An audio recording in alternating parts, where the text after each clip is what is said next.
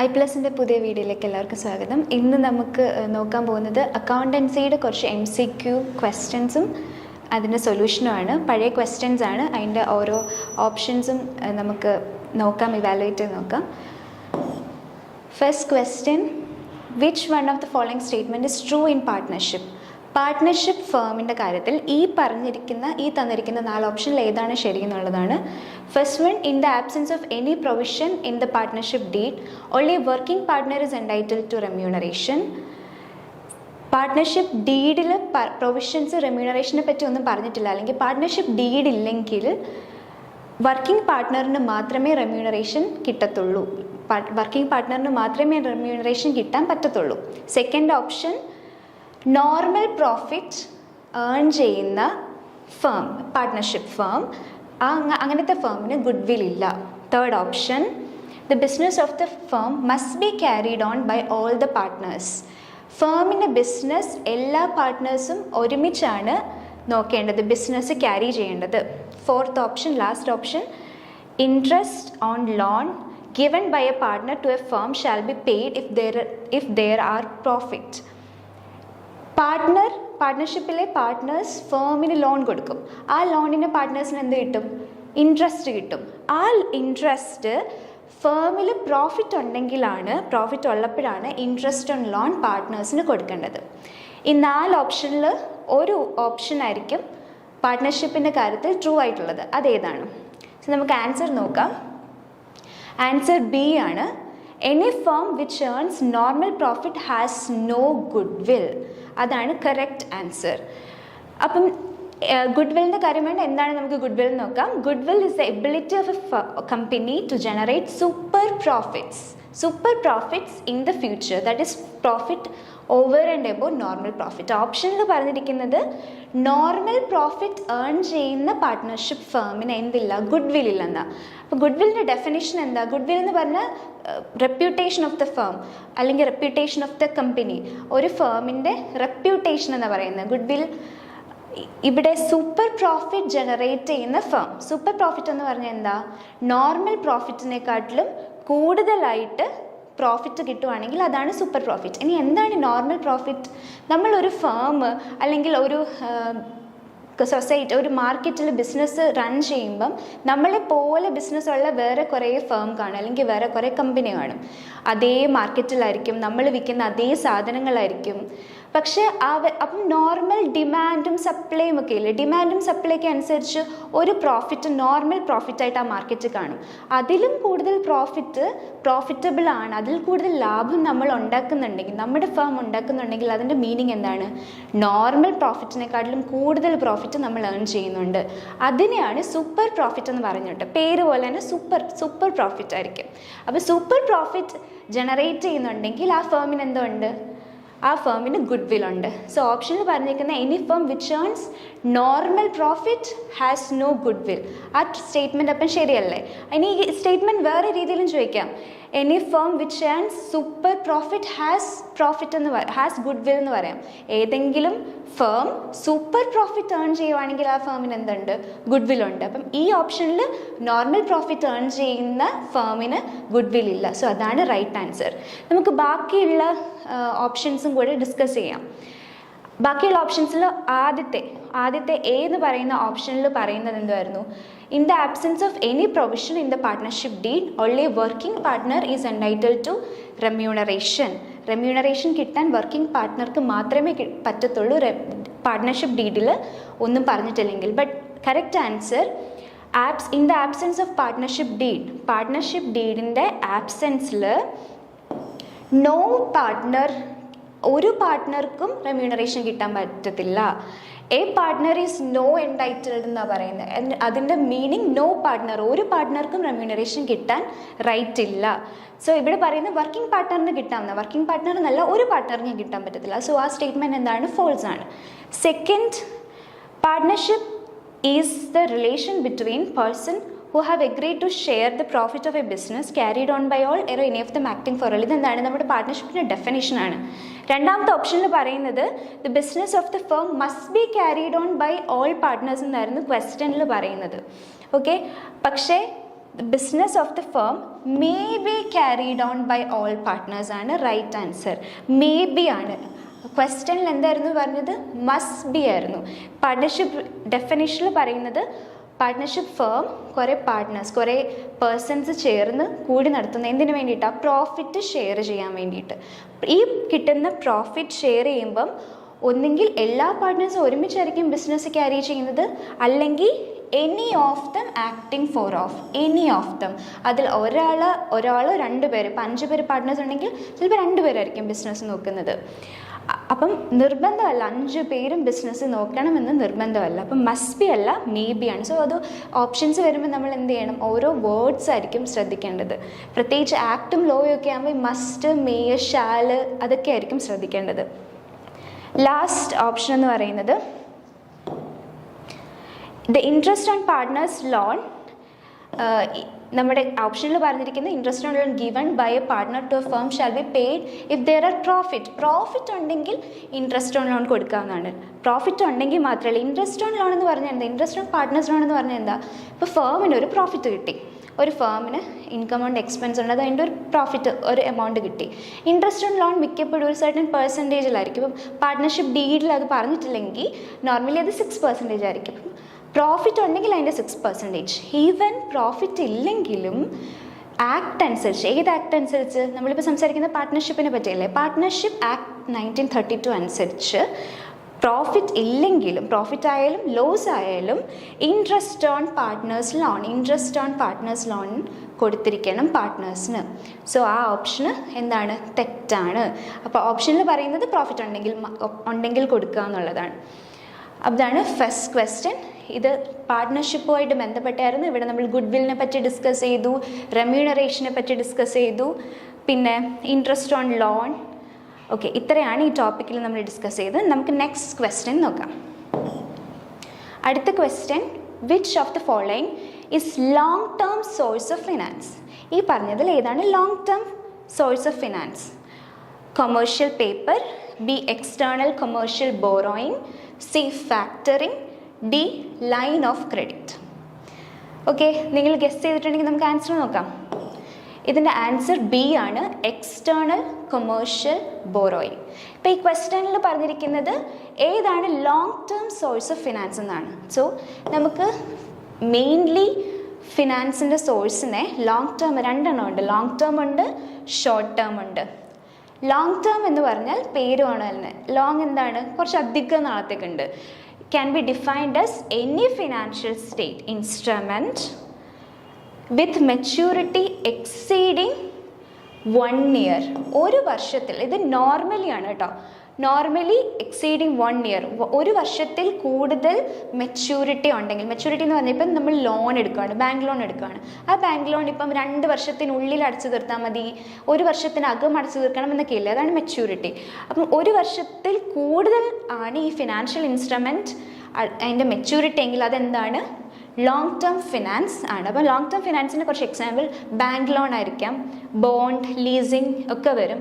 അതുപോലെ equity instruments, ഒരു കമ്പനിയുടെ ഇക്വിറ്റി ഇൻസ്ട്രുമെൻറ്റ്സ് വാങ്ങിക്കുവാണെങ്കിൽ അതെന്താണ്?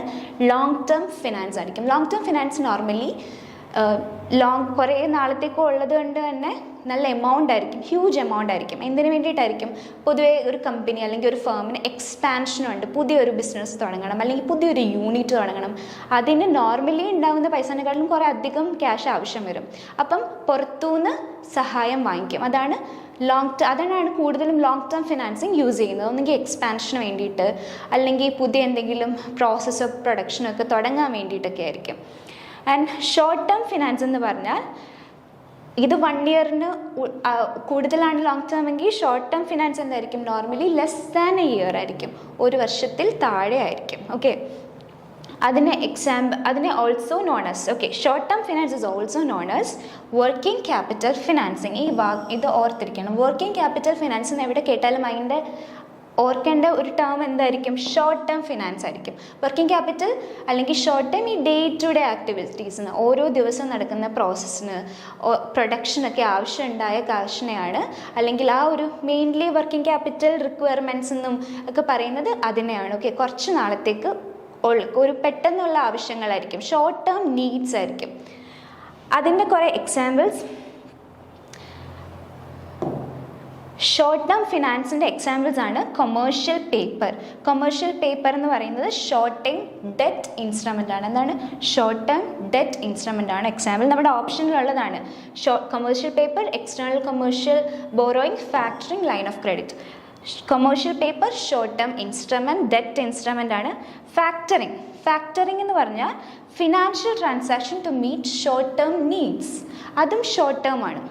കുറച്ച് ഷോർട്ട് ടേം ആയിട്ടുള്ള പെട്ടെന്ന് നമുക്കൊരു പൈസ ആവശ്യമുണ്ടെങ്കിൽ അതിന് വേണ്ടിയിട്ടാണ് ഫാക്ടറിങ് കേട്ടിട്ടുണ്ടാവുമല്ലോ. ഫാക്ടറിങ് എന്ന് വെച്ചാൽ ഇപ്പോൾ ഒരു കമ്പനിക്ക് കുറേ ബിൽസ് റിസീവബിൾ ഉണ്ട്, അല്ലെങ്കിൽ ബിൽസ് റിസീവബിൾ എന്ന് പറഞ്ഞാൽ നമുക്ക് കുറേ പേര് ഒരാൾ ഒരു 10 ലക്ഷം രൂപ തരാനുണ്ടെന്നിരിക്കട്ടെ ഒരു കമ്പനിക്ക്.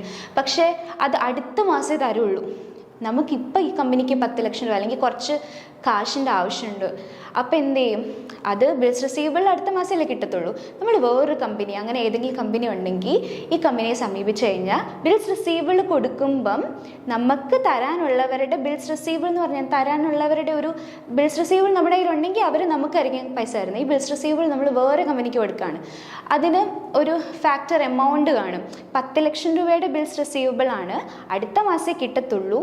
ഇപ്പം നമുക്ക് ആവശ്യമുണ്ടെങ്കിൽ ഈ 10 ലക്ഷം രൂപയുടെ വേറെ കമ്പനിക്ക് കൊടുക്കുമ്പോൾ ചിലപ്പോൾ അതൊരു 9,50,000 വെള്ളത്തിനായിരിക്കും കൊടുക്കുന്നത്. അപ്പം 50,000 എന്ന് പറയുന്നത് അവിടുത്തെ ഫാക്ടർ എമൗണ്ട് ആണ്. അപ്പം നമുക്ക് ആ സമയത്ത് തന്നെ പെട്ടെന്ന് നമുക്ക് ആവശ്യമുണ്ടല്ലോ 9 ലക്ഷത്തി അത്രയും രൂപ, അപ്പം 9,50,000 രൂപ നമുക്ക് ഡെയിലി കിട്ടും. അതിനെയാണ് ഫാക്ടറിങ് എന്ന് പറയുന്നത്. ഫാക്ടറിങ് എന്തിനു വേണ്ടിയിട്ടാണ് യൂസ് ചെയ്യുന്നത്? ഷോർട്ട് ടേം നീഡ്സിന് വേണ്ടിയിട്ടാണ് യൂസ് ചെയ്യുന്നത്. അടുത്തത് line of credit. Line of credit എന്ന് പറയുന്നത് ഷോർട്ട് ടേം ലോൺ പോലത്തെ ഒരു കാര്യമാണ്. ഒരു ഷോർട്ട് ടേം ഫിനാൻഷ്യൽ അസിസ്റ്റൻസ് ആണ് ലൈൻ ഓഫ് ക്രെഡിറ്റ്. ഇനിയും നമ്മുടെ ഇവിടെ ചോദിച്ചിരിക്കുന്ന ക്വസ്റ്റ്യൻ എന്തായിരുന്നു? ഇതിൽ ഏതാണ്? ലോങ് ടേം ഫിനാൻസ് എന്നാണ്. Long term finance. അപ്പം answer external commercial borrowing. External commercial borrowing ആണ് ആൻസർ. എക്സ്റ്റേണൽ കൊമേഴ്ഷ്യൽ ബോറോയിങ് എന്ന് പറഞ്ഞാൽ instrument used in India to facilitate Indian companies to raise money outside the country in foreign currency. നമ്മൾ financial needs ഉണ്ടെങ്കിൽ, നമ്മൾക്ക് സാമ്പത്തികമായിട്ടുള്ള കമ്പനിക്കൊക്കെ ആവശ്യമുണ്ടെങ്കിൽ എന്ത് ചെയ്യും? നമ്മുടെ നാട്ടിൽ നിന്ന് കിട്ടിയില്ലെങ്കിൽ നമ്മൾ പുറത്തുനിന്നും അസിസ്റ്റൻസ് എടുക്കും. അപ്പം എക്സ്റ്റേണൽ കൊമേഴ്ഷ്യൽ ബോറോയിങ് അതിനൊരു എക്സാമ്പിൾ ആണ്. ഇത് ഇന്ത്യൻ കമ്പനീസ്, നമ്മുടെ ഇന്ത്യൻ കൺട്രിയിൽ തന്നെ, ഇന്ത്യയിൽ തന്നെ ഇന്ത്യൻ കമ്പനീസ് ഫിനാൻഷ്യൽ നീഡ്സ് വേണ്ടിയിട്ട് എടുക്കുന്ന ഒരു ഇൻസ്ട്രുമെൻ്റ് ആണ്, ഫിനാൻഷ്യൽ ഇൻസ്ട്രുമെൻ്റ് ആണ്. അത് ഫോറിൻ കറൻസി ആയിരിക്കും, പുറത്തുനിന്നായിരിക്കും എടുക്കുന്നത്. പേരിൽ തന്നെ ഉണ്ടല്ലോ എക്സ്റ്റേണൽ, അതുകൊണ്ട് ഇന്ത്യക്ക് പുറത്താണത് ഓർത്തിരിക്കാൻ എളുപ്പമാണ്. അപ്പം ECB എന്നാണ് short form. ECB allows corporate to borrow a large volume of funds four relatively long term. നമ്മൾ ലോങ് ടേമിൻ്റെ കാര്യം പറഞ്ഞു. പൊതുവേ ലോങ് ടേം ഒരു ഹ്യൂജ് എമൗണ്ട് ആയിരിക്കും. വലിയ ആവശ്യങ്ങൾക്ക് വേണ്ടി, എക്സ്പാൻഷൻ പോലത്തെ ആവശ്യങ്ങൾക്ക് വേണ്ടിയിട്ടുള്ളതുകൊണ്ട് ഒരു ഹ്യൂജ് ആയിരിക്കും. സോ എക്സ്റ്റേണൽ കൊമേഴ്ഷ്യൽ ബോറോയിങ്സ് എന്ന് പറയുന്നത് ലോങ് ടേം ആയിരിക്കും. അപ്പം ഈ ക്വസ്റ്റ്യൻ്റെ ആൻസർ എക്സ്റ്റേണൽ കൊമേഴ്ഷ്യൽ ബോറോയിങ്സ്. ബാക്കി മൂന്നും എന്താണ്? ഷോർട്ട് ടേം ഫിനാൻസ് ആയിരിക്കും. അതാണ് ഈ question. Okay, next question. The following are positional average. Okay, ഇത് കുറേ ആവറേജസ് തന്നിട്ടുണ്ട്. ഇതിനകത്തുനിന്ന് choose the most appropriate answer. ഇത് പൊസിഷണൽ ആവറേജസ് ഇതിനകത്തുനിന്ന് ഏതാണ് മോസ്റ്റ് അപ്രോപ്രിയേറ്റ് ആയിട്ടുള്ള ആൻസർ കണ്ടുപിടിക്കാം. ഓക്കെ, അതിൽ ഫസ്റ്റ് ഓപ്ഷൻ പറയുന്നത് മീഡിയൻ ആൻഡ് മോഡ്. സെക്കൻഡ് പറയുന്നത് median, mode and geometric mean. Third option median, mode and arithmetic mean. Fourth option arithmetic mean, median, mode and harmonic mean. ഇതിൽ ഏതായിരിക്കും option എന്നുള്ളതാണ്. Options കണ്ടല്ലോ, നമുക്കിനി answer നോക്കാം. ഇതിൻ്റെ answer B and C. B and C എന്തൊക്കെയായിരുന്നു? ബിയും സിയും മീഡിയൻ ആൻഡ് മോഡ്. മീഡിയനും മോഡും ആണ് പൊസിഷണൽ ആവറേജ്. ഓക്കെ, നമുക്കിതിൻ്റെ എക്സ്പ്ലനേഷൻ നോക്കാം. ഡിസ്ക്രിപ്റ്റീവ് സ്റ്റാറ്റിസ്റ്റിക്സിൽ രണ്ട് ടൈപ്പ് ആവറേജസ് ഉണ്ട്. മാത്തമാറ്റിക്കൽ ആവറേജും പൊസിഷണൽ ആവറേജും. ഈ ക്വസ്റ്റ്യനിൽ പൊസിഷണൽ ആവറേജിൻ്റെ കാര്യമാണ് പറഞ്ഞത്. പൊസിഷണൽ ആവറേജ് എന്ന് പറഞ്ഞാൽ average which are taken out through observation from the series. ഒരു സീരീസ് വരും, കുറേ നമ്പേഴ്സ് ആയിരിക്കുമല്ലോ. ഈ നമ്പേഴ്സിൽ നമ്മൾ ഒബ്സർവ് ചെയ്തിട്ട് കണ്ടെത്തുന്ന ആവറേജിനെയാണ് പൊസിഷണൽ ആവറേജ് എന്ന് പറയുന്നത്. where a particular value from the series is picked up from the represented the whole series. കുറേ നമ്പേഴ്സ് തന്നിട്ടുണ്ട്, അതുകൊണ്ട് ഹോൾ സീരീസ് മുഴുവൻ നമ്പേഴ്സ് തന്നിട്ടുണ്ട്. ആ നമ്പേഴ്സിൽ നിന്നും നമ്മൾ ഒബ്സർവ് ചെയ്തിട്ട് ഒരു ആവറേജ് സെലക്ട് ചെയ്യും. അതാണ് പൊസിഷണൽ ആവറേജ് എന്ന് പറയുന്നത്. There are two type of positional average. രണ്ട് ടൈപ്പ് പൊസിഷണൽ ആവറേജ് ഉണ്ട്. എന്തൊക്കെയാണ്? Median and mode. മീഡിയനും മോഡും നമ്മുടെ ഓപ്ഷനിലുണ്ട്. മീഡിയൻ എന്ന് പറഞ്ഞാൽ എന്താ? Average value of series in which half the values are less than the median and half the values are greater than the median. അത്രേ ഉള്ളൂ. ഇപ്പം ഫോർ എക്സാമ്പിൾ 2, 4, 10, 6, 8 ഇതാണ് നമ്മുടെ സീരീസ് എങ്കിൽ മീഡിയൻ എങ്ങനെ കാൽക്കുലേറ്റ് ചെയ്യുന്നത്? നമുക്ക് അറിയാം, അതിൻ്റെ സ്മോളസ്റ്റ് ടു ലാർജസ്റ്റ് എടുക്കണം, ചെറുതിൽ നിന്ന് വലുതെടുക്കണം. അപ്പം എന്ത് വരും? 2, 4, 6, 8, 10. അപ്പം ഇതിൽ മീഡിയൻ ഏതായിരിക്കും? ഏറ്റവും മിഡിലുള്ളതായിരിക്കും മീഡിയൻ. ഇതായിരിക്കും മീഡിയൻ. ഇനി ഇതിന് രണ്ടെണ്ണം ഉണ്ട് മിഡിലെങ്കിൽ അതിൻ്റെ ആവറേജ് കാൽക്കുലേറ്റ് ചെയ്യും. ഇതാണ് മീഡിയൻ. ഓക്കെ, ഇനി മോഡ്. മോഡ് എന്താണ്? മോഡ് എന്ന് പറഞ്ഞാൽ higher frequency of the number of series. കുറേ നമ്പേഴ്സ് വന്നിട്ടുണ്ട്. 1, 2, 4, 4, 2, 6, 2. ഇതിൻ്റെ മോഡ് ഏതാ? ഏറ്റവും ഹൈലി ഫ്രീക്വൻ്റ് ആയിട്ട് വരുന്നത്. ഫ്രീക്വൻ്റ് എന്ന് വെച്ചാൽ വീണ്ടും വീണ്ടും വന്നുകൊണ്ടിരിക്കുന്നത് 2 ആണ്. 2 3 പ്രാവശ്യം വന്നിട്ടുണ്ട്, ബാക്കിയെല്ലാം ഓരോ പ്രാവശ്യം വന്നിട്ടുള്ളൂ. സോ ഇതിൻ്റെ ആവറേജ് എന്താണ്? ഇതിൻ്റെ മോഡ് എന്താണ്? 2 ആയിരിക്കും. ഇതാണ് പൊസിഷണൽ ആവറേജ് എന്ന് പറയുന്നത്. പൊസിഷണൽ ആവറേജിൽ മീഡിയനും മോഡും നമ്മൾ കാൽക്കുലേറ്റ് ചെയ്ത് എന്തെങ്കിലും ഇല്ല, ജസ്റ്റ് ഒബ്സർവ് ചെയ്തിട്ട് കണ്ടുപിടിച്ചതാണ് മീഡിയനും മോഡും. ഇനി മാത്തമാറ്റിക്കൽ ആവറേജ് നോക്കാം. മാത്തമാറ്റിക്കൽ ആവറേജിനാണ് ബാക്കി 3 ഓപ്ഷൻസ് ബാക്കി ഉള്ളത്.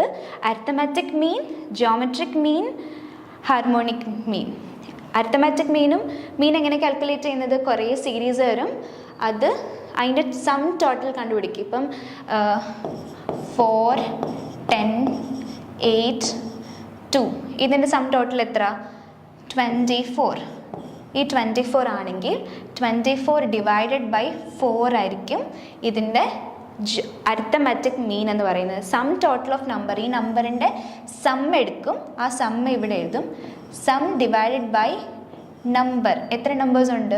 4 ഉണ്ട്. അതായിരിക്കും അരിത്തമാറ്റിക് മീൻ എന്ന് പറയുന്നത്. ജോമെട്രിക് മീനും അരിത്തമാറ്റിക് മീനിൻ്റെ ബേസ് പോലെ തന്നെയാണ്. ഒത്തിരി നമ്പറുണ്ട്, ഇതിനകത്ത് 4 നമ്പേഴ്സേ ഉള്ളൂ. നമുക്ക് എളുപ്പം അരിത്തമാറ്റിക് മീൻ കാൽക്കുലേറ്റ് ചെയ്യാൻ പറ്റും.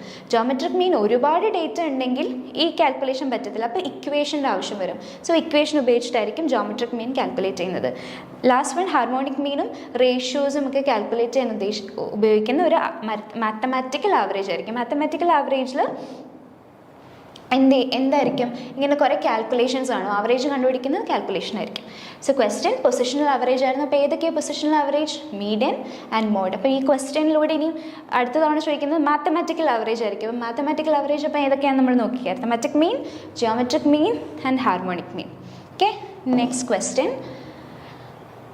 Fourth question, the going concern concept is underlying basis for.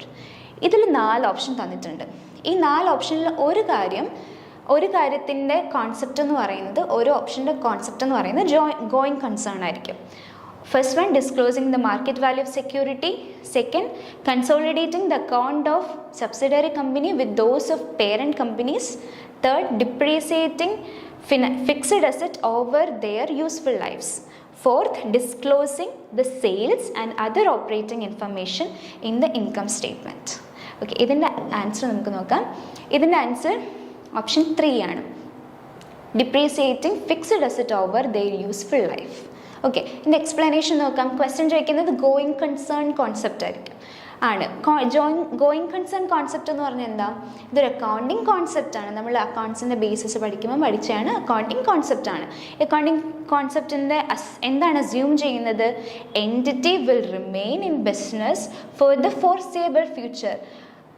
കുറേ നാളത്തേക്ക് ഈ കമ്പനി അവിടെ ഉണ്ടാകും. നമ്മളിപ്പോൾ ഒരു കമ്പനി തുടങ്ങിയിട്ട് ഇപ്പം അവസാനിക്കുമെന്ന് പറഞ്ഞിട്ടാണോ അതിൻ്റെ ഫിനാൻഷ്യൽ സ്റ്റേറ്റ്മെൻറ്റ്? ഈ ഫിനാൻഷ്യൽ സ്റ്റേറ്റ്മെൻറ്റ് ഇയർ എൻഡ് ഉണ്ടെങ്കിൽ നെക്സ്റ്റ് ബിഗിനിങ് കാണും, അടുത്ത വർഷവും കാണും എന്നുള്ളൊരു അസംഷനിലാണ് ഓരോ ബിസിനസ് എൻറ്റിറ്റിയും റൺ ചെയ്യുന്നത്. അതാണ് ഗോയിങ് കൺസേൺ കോൺസെപ്റ്റ്. അതിൻ്റെ കറക്റ്റ് ആൻസർ എന്തായിരുന്നു? Depreciating fixed asset over the useful life. അപ്പം ഫിക്സ്ഡ് അസറ്റ് വാങ്ങിക്കുന്നു. നമ്മളൊരു കമ്പനിയാണെന്നിരിക്കട്ടെ, നമ്മുടെ കമ്പനിയുടെ പേര് എ ലിമിറ്റഡ്. നമ്മുടെ എ ലിമിറ്റഡ് ഒരു മെഷീൻ വാങ്ങിച്ചു. ആ മെഷീനിൻ്റെ പർച്ചേസ് കോസ്റ്റ് 10 ലക്ഷം രൂപയാണ്. ആ വാല്യൂ നമ്മൾ 10 ലക്ഷം രൂപ എടുത്തു. ഈ 10 ലക്ഷം രൂപ നമുക്ക് എന്തൊക്കെ ഫിനാൻഷ്യൽ സ്റ്റേറ്റ്മെൻ്റ് ഉണ്ട്? പ്രോഫിറ്റ് ആൻഡ് ലോസ് അക്കൗണ്ട് ഉണ്ട്, ബാലൻസ് ഷീറ്റ് ഒക്കെ ഉണ്ട് അല്ലേ? ഈ പ്രോഫിറ്റ് ആൻഡ് ലോസിലാണോ ഈ 10 lakhs കാണിക്കുന്നത്? അല്ല, 10 lakhs ഈ പ്രോഫിറ്റ് ആൻഡ് ലോസിൽ കാണിച്ചു കഴിഞ്ഞാൽ എന്ത് സംഭവിക്കും? ആ വർഷത്തെ എക്സ്പെൻസ് ആയിട്ടായിരിക്കും ഈ 10 ലക്ഷത്തെ കാണുന്നത്. പക്ഷേ ഈ മെഷീൻ നമ്മൾ 10 വർഷം ഉപയോഗിക്കാൻ വേണ്ടിയിട്ടാണ്. അപ്പം ഈ വാങ്ങിക്കുന്ന വർഷം തന്നെ ഈ 10 ലക്ഷം രൂപ ഇട്ട് കഴിഞ്ഞാൽ ആ കമ്പനിക്ക് ചിലപ്പോൾ ലോസ് ആയിരിക്കും സംഭവിക്കുന്നത്. ആ എക്സ്പെൻസ് കറക്റ്റായിട്ടാണോ വരുന്നത്? അല്ല.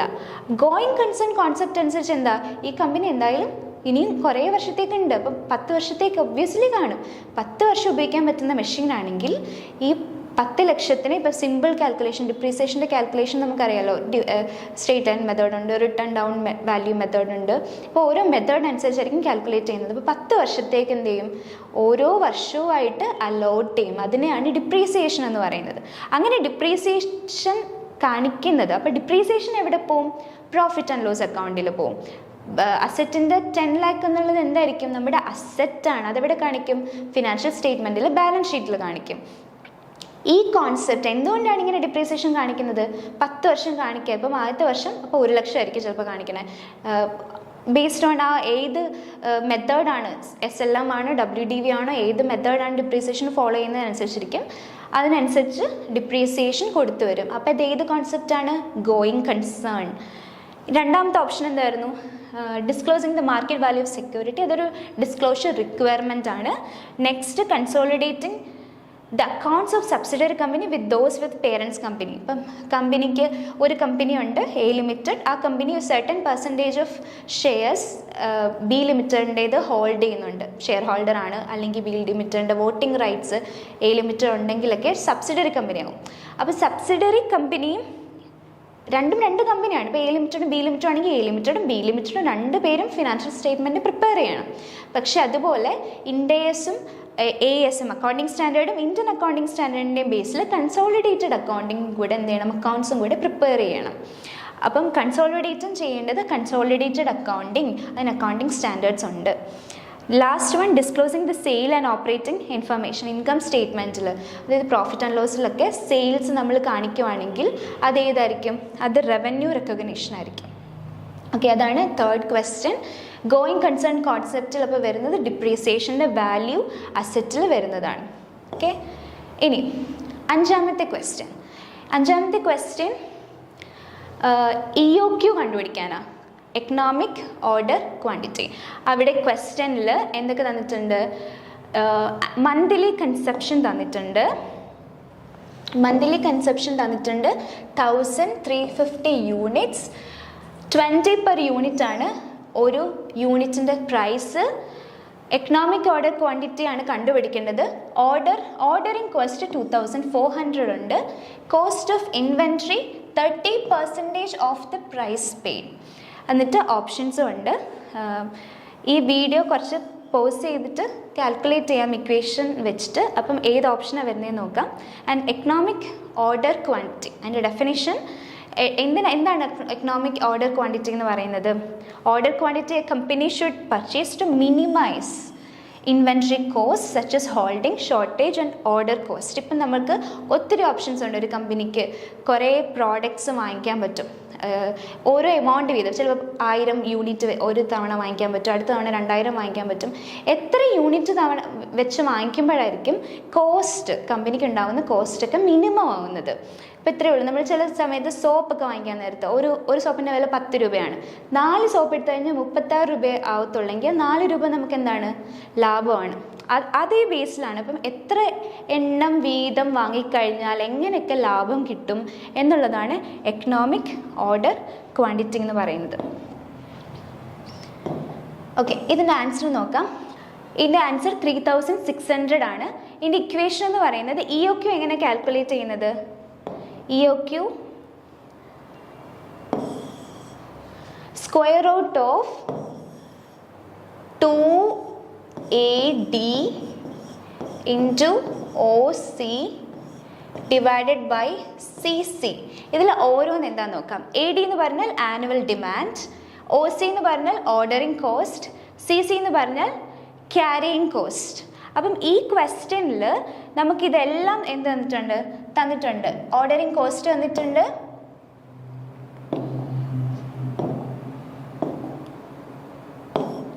ഈ ക്വസ്റ്റ്യനിൽ ഓർഡറിങ് കോസ്റ്റ് ഉണ്ട്, ക്യാരിയിങ് കോസ്റ്റ് ഉണ്ട്, ഡിമാൻഡ് ഉണ്ട്. പക്ഷേ ഡിമാൻഡ് എന്താണ്? മന്ത്ലി കൺസെപ്ഷൻ ആണ്, മന്ത്ലി ഡിമാൻഡാണ് തന്നിരിക്കുന്നത്. നമുക്ക് വേണ്ടത് എന്താണ്? ആനുവൽ ഡിമാൻഡാണ്. ഇതിൻ്റെ കാൽക്കുലേഷൻ നമുക്ക് നോക്കാം.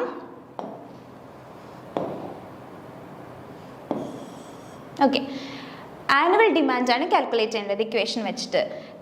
1350 മന്ത്ലി ഡിമാൻഡ് ആണെങ്കിൽ ആനുവൽ ഡിമാൻഡ് എങ്ങനെ കാൽക്കുലേറ്റ് ചെയ്യും? ഇൻറ്റു 12 മന്ത്സ് ആണല്ലോ ഉള്ളത്. അപ്പം 12 ചെയ്യുമ്പോൾ 16200 കിട്ടും. ഓർഡറിങ് കോസ്റ്റ് ക്വസ്റ്റ്യനിൽ തന്നിട്ടുണ്ട് 2400. പ്രൈസ് പെർ ഒരു യൂണിറ്റിന് എത്രയായിരുന്നു? 20. ക്യാരിയിങ് കോസ്റ്റ് കാൽക്കുലേറ്റ് ചെയ്യേണ്ടത് ക്വസ്റ്റ്യനിൽ പറയുന്നത് ക്യാരിയിങ് കോസ്റ്റ് എന്ന് പറഞ്ഞാൽ ഇൻവെൻട്രിയുടെ ക്യാരിയിങ് കോസ്റ്റ് ഓഫ് ഇൻവെൻട്രി എന്ന് പറഞ്ഞാൽ 30% ഓഫ് പ്രൈസ് പെയ്ഡ് എത്ര രൂപയാണ് ഒരു യൂണിറ്റിന് കൊടുത്തത് അതിൻ്റെ 30% ആയിരിക്കും ക്യാരിയിങ് കോസ്റ്റ് പെർ യൂണിറ്റ് ഒരു യൂണിറ്റിൻ്റെ. എത്രയാണത്? 30% ഓഫ് 20 ആണ് പ്രൈസ് പെയ്ഡ്. അപ്പം 30% ഓഫ് 20 6 ആയിരിക്കും യൂണിറ്റ്. എങ്ങനെ കാൽക്കുലേറ്റ് ചെയ്യാം? നമ്മൾ ഇക്വേഷൻ പറഞ്ഞു, square root of 2 into AD into ordering cost, OC എന്ന് പറഞ്ഞാൽ ordering cost divided by carrying cost. Ordering cost എന്ന് വെച്ചാൽ ഒരു ഓർഡറിൽ എത്ര കോസ്റ്റ് ആവും, AD എന്ന് പറഞ്ഞാൽ annual demand, CC carrying cost. Clear ആയിട്ട് ഇത് ആൻസർ തന്നിട്ടുണ്ട്. ക്യാരിയിങ് കോസ്റ്റ് മാത്രം പെർസെൻറ്റേജ് വെച്ച് കാൽക്കുലേറ്റ് ചെയ്യാൻ മതി. ശ്രദ്ധിക്കേണ്ടത് ആനുവൽ ഡിമാൻഡാണ് വേണ്ടിയത്. നമ്മുടെ ക്വസ്റ്റ്യനിൽ തന്നിട്ടുള്ളത് മന്ത്ലി ഡിമാൻഡ് ആയിരുന്നു. ആൻഡ് ഇത് കാൽക്കുലേറ്റ് ചെയ്യുമ്പോൾ square root of 2 into 16,200 into 2400 divided by 6. അപ്പം കിട്ടുന്നത് ഈ വാല്യൂ ആയിരിക്കും, 1,29,60,000. അപ്പോൾ അതിൻ്റെ റൂട്ട് കാൽക്കുലേറ്റ് ചെയ്യാം. അപ്പോൾ 3,600 യൂണിറ്റ്സ് കിട്ടും. ഓക്കെ, അപ്പം ഈ ക്വസ്റ്റ്യനിൽ ഉള്ളത് എന്തായിരുന്നു? EOQ കണ്ടുപിടിക്കാനാണ്. EOQ എന്ന് പറഞ്ഞാൽ economic order quantity. Economic order quantity എത്ര ക്വാണ്ടിറ്റി നമ്മൾ വാങ്ങിക്കണം, അങ്ങനെ എത്ര ക്വാണ്ടിറ്റി വാങ്ങിക്കുമ്പോഴായിരിക്കും അതിൻ്റെ കോസ്റ്റ് മിനിമം. അതിൻ്റെ കാൽക്കുലേഷനും ഇക്വേഷനും നമ്മൾ നോക്കി അതിൽ ശ്രദ്ധിക്കേണ്ട കാര്യങ്ങളും നോട്ട് ചെയ്ത് വെക്കുക. ഓക്കെ, ഇനി നെക്സ്റ്റ് ക്വസ്റ്റ്യൻ അടുത്ത വീഡിയോയിലായിരിക്കും. Thank you.